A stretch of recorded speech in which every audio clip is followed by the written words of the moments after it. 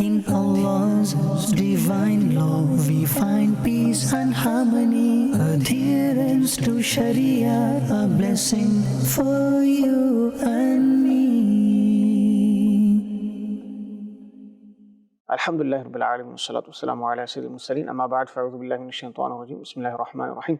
Salatu wassalamu alayka ya Rasulullah wa ala alika wa ashabika ya Habibullah. Salatu wassalamu alayka ya Nabiyullah wa ala alika wa ashabika ya Nurullah. Welcome, dear viewers, to another episode of our program, Adherence to Shariah. We're in the blessed month of Ramadan Kareem, and we are hearing about things that will benefit us not only in this month, but throughout our life as well, inshallah. Before we begin, let's hear an excellence of reciting Durood Sharif, Salat ala Nabi. The beloved sallallahu alayhi wa alihi wa sallam said, Sallu alayya sallallahu alaykum. Send salat upon me, Allah Ta'ala will shower His mercy upon you. Sallu ala al-Habib sallallahu ta'ala ala Muhammad sallallahu alayhi wa sallam. Viewers of Madani Channel, there is an area in Yemen called Sana'a, and in Al-Quran Al-Kareem, particularly the 29th para in Surah Qalam, Allah Ta'ala mentions a waqia, a story about people who lived there in Sana'a. And their story is as follows. There was a person amongst them who was a very pious individual, very generous individual. Allah Ta'ala had blessed him. And what he would do is, he would have a garden that was his means of income. And he had named that garden Dardan. This was a habit of our Messenger of Allah sallallahu alaihi wasallam as well, that he would name things. So this person had named the garden. Now, when he would go and have a look at his garden, what would he do? It's mentioned that he would go and whatever fruit was on the floor, meaning from the trees that was just lying there, he used to say to people that whatever you can take it, it's yours. I'm not going to charge you for it, just take it. So he was a very sakhi individual, a very generous person. And he would go out of his way to serve the ghuraba, the masakeen, the poor people as well. And when the poor people would come, they would fill their cloths and they would take a large amount of the fruit with them. And he made an announcement that whenever a worker removes any fruit, however many fruit fall down, that's entirely his, meaning he can take it. And you can take it, distribute it amongst yourselves. Now, when the fruit would fall from the trees, when the fruit would come down, it would be weighed and he would give ushur, he would give 10% the value of the crops in the way of Allah subhanahu wa ta'ala. And this is a hukm that Allah Ta'ala Himself has given. In the Quran it states, وَآتُوا حَقَّهُ يَوْمَ حَصَادِ. So give its right on the day of its harvest. This is the zakat of produce from land. And after weighing it, he would give it to the poor, he would give some of it to masakeen, the destitute, etc. So he would give the zakat, the ushur of the land produce. It was very generous. After giving the zakat, he would give a lot of the fruit in the way of Allah to the masakeen, to the ghuraba, the poor people. Now, as with every human being, he reached the end of his life. He passed away. He had 3 sons. And many times what happens is, sons, when they come to know or they realize that their father was habitual in doing a particular good deed, righteous deed, they try their level best to follow that, so that their father receives, their loved one receives a raha in the grave, and they revive that memory of their loved one, their father, etc. But sometimes the opposite happens, ma'adallah. The people become stingy. They become of those who are not generous, and they don't follow in the footsteps of their loved ones, their father, etc. Now, with this individual, he had 3 sons. And what happened? The 3 sons, they said, look, we've got a lot of overheads, expenses, a lot of children, a lot of family members. Now, we can't continue doing what our father did. We can't just give the fruit away to people. Allahu Akbar Kabira. So they decided amongst themselves that in the morning they'd go, they'd harvest the fruit, they'd take the produce, and they wouldn't allow people to come at that time, of course, and people would not be able to obtain a share, just like before. Like the father used to give people fruits and shares of the produce of the garden. Obviously, this was a bad intention. This was out of stinginess. This was out of miserliness. This is out of a lack of tawakkul in the dhat of Allah subhanahu wa ta'ala. So they devised this sinister plot. So what happened? They decided to keep all the fruit for themselves, distribute it amongst themselves. This was not pleasing to Allah subhanahu wa ta'ala. Allah ta'ala had favored their father. Their father would bestow on others. And because of that, they would continue receiving. And this is the case in life as well. It may be the case that because you help others, Allah keeps giving you. Because you have that responsibility. You're a source of people's hope. Meaning you're a wasila for other people. You give to the poor, Allah gives you more. You help the ulama, the sadat-e-kiram, the salihin, Allah grants you more.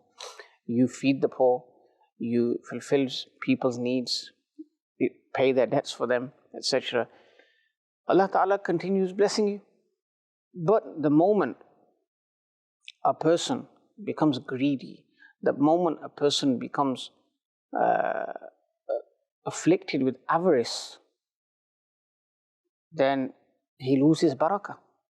And this is what happened with these three sons. Their father used to give all his life. They stopped. They said, no, this has to stop. We need to ensure that that fruit, that produce remains in our homes. So they devised this plot. They went to sleep. They said in the morning we'll go and we'll harvest it. Nobody will have access to it. We'll go at a time when nobody is there. Allah Ta'ala was displeased. Allah Ta'ala did not like this. What happened? The Quran states, Surah Qalam, in fact. Allah Jalla wa'ala states, فَطَافَ عَلَيْهَا طَائِفٌ مِّن رَبِّكَ وَهُمْ نَائِمُونَ. So a torment from your Lord struck while they were sleeping. Those three brothers are sleeping. They're going to get up in the morning and they're going to go to the garden. But look what's happened. A fire has struck. فَأَصْبَحَتْ كَالصَّرِيمِ, reducing it to ashes as dark as the black night. Allahu Akbar Kabira. Now what happened? The brothers are unaware that this has happened to their land, that garden that their father left them. And this was the anjam, the outcome of their greed. So فَتَنَادَوْا مُصْبِحِينَ, they called out to each other in the morning. أَنِغْدُوا عَلَى حَرْثِكُمْ إِن كُنْتُمْ صَارِمِينَ. Go to your crop early in the morning if you want to harvest. فَانْطَلَقُوا وَهُمْ يَتَخَافَتُونَ. Allah Ta'ala even mentions the manner in which they were speaking to each other. They were whispering to each other. So they set off whilst whispering to one another. And they were saying amongst each other, أَلَّا يَدْخُلَنَّهَا الْيَوْمَ عَلَيْكُمْ مِسْكِينَ. Surely do not allow any destitute person to enter it today in your presence. وَغَدَوْا عَلَى حَرْدٍ قَادِرِينَ. And they set off early in the morning thinking they are capable. But when they reached the garden, what happened? فَلَمَّا رَأَوْهَا قَالُوا إِنَّا لَضَالُّونَ. So when they saw it, they said, indeed we have strayed. بَلْ نَحْنُ مَحْرُومُونَ. Rather we are deprived. So when they reached the garden, they saw that it had been reduced to ashes, the fruits are all destroyed, burnt. First of all, they thought, we've arrived at a different garden. This is not our garden. Our garden is lush, full of fruits, etc. But when they entered, they contemplated, they looked around, they realized, wait a minute, this is our garden, in fact. Allahu Akbar Kabira. And they said, we have not forgotten the way. We have not entered into someone else's garden. This is the garden that our father left us. And rather, by intending to prevent genuinely poor people from taking its fruits, we have deprived ourselves of its fruits. This is what happens. When you deprive others, Allah Ta'ala will deprive you as well. So everyone who's entitled to something should be given their share. And we should fulfill the rights of others. The verses in Surah Qalam continue.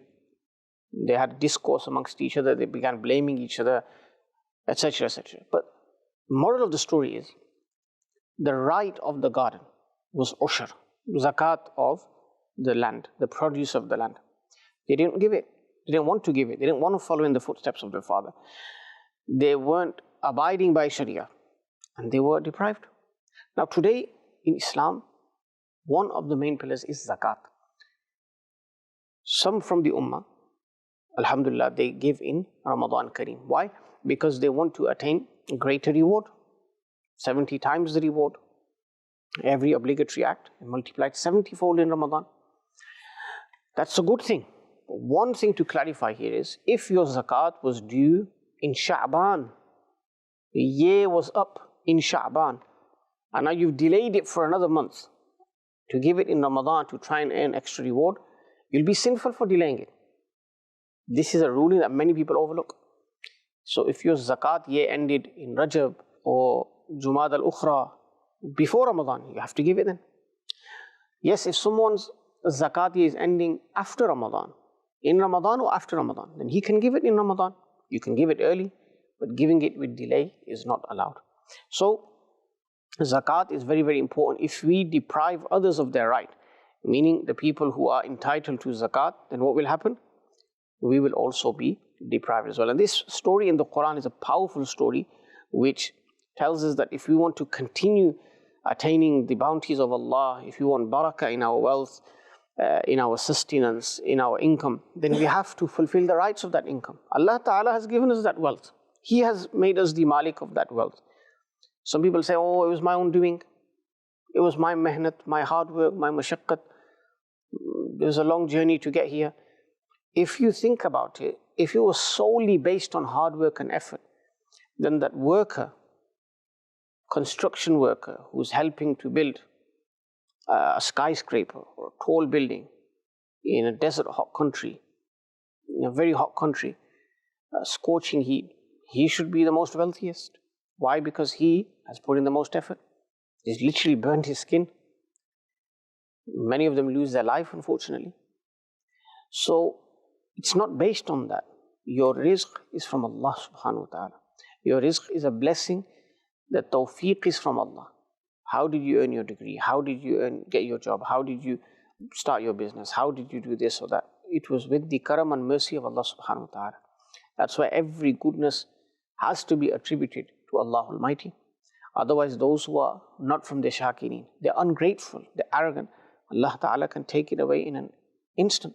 We see this across the world, in countries where people, they commit evil, they corrupt people's minds, they try to control the world narrative, they do all sorts of things. And then Allah Ta'ala sends azab in the surah of a wildfire or some natural disaster.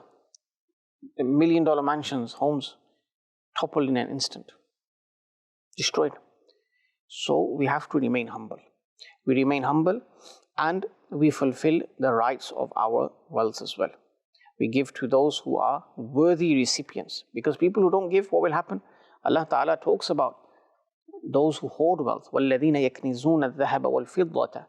They hoard gold and silver. وَلَا يُنْفِقُونَهَا فِي سَبِيلِ اللَّهِ. They don't spend it in the way of Allah. They don't give the zakat of that. فَبَشِّرْهُمْ بِعَذَابٍ أَلِيمٍ. Allah Ta'ala says, give them glad tidings of a painful punishment. Allahu Akbar. The verses continue. How they'll be branded, their sides will be branded, fire, their foreheads will be branded. So if Allah has given us wealth, that wealth has rights. People have rights. Zakat is a beautiful system. We complain about poverty, we complain about ghuraba in the world. If every Muslim gave their zakat fully, then that would go a long way in removing poverty, hunger, people not having access to meals every day, people not having the bare essentials. People don't give zakat. Or they'll give a little bit and they'll make themselves satisfied, mutmain, oh, I've given my zakat. But do they calculate it? Do they go to a scholar, to an alim or a mufti and ask, this is what I've got in savings, this is what I have in gold, this is what I have in assets, this is my business stock, what's my zakat? They don't do that. So those who give, alhamdulillah, continue giving. Those who don't give, then we should fear the punishment of Allah subhanahu wa ta'ala. We should fear our blessings being taken away from us because we don't fulfill their rights. The rights of that wealth, the rights of those blessings. Look at the story, the powerful story we heard about the three brothers. They stopped giving ushur, zakat on the produce of the land. What happened? Allah destroyed it in an instant with fire. They were going in the morning thinking they're going to take all the fruit, harvest it, not allow a single destitute person to come. Allah made them destitute. Allahu Akbar Kabira. May Allah subhanahu wa ta'ala forever save us from His wrath, keep us under the shade of His mercy, enable us to give our zakat, to give charity in abundance in the month of Ramadan, and may this month of Ramadan not leave us except that He is pleased with us and we're worthy of His intercession on the Day of Judgment. Ameen. Bijahin Nabi al-Ameen. Sallallahu alayhi wa sallam. In Allah's divine law we find peace and harmony. Adherence to Shariah, a blessing for you and me.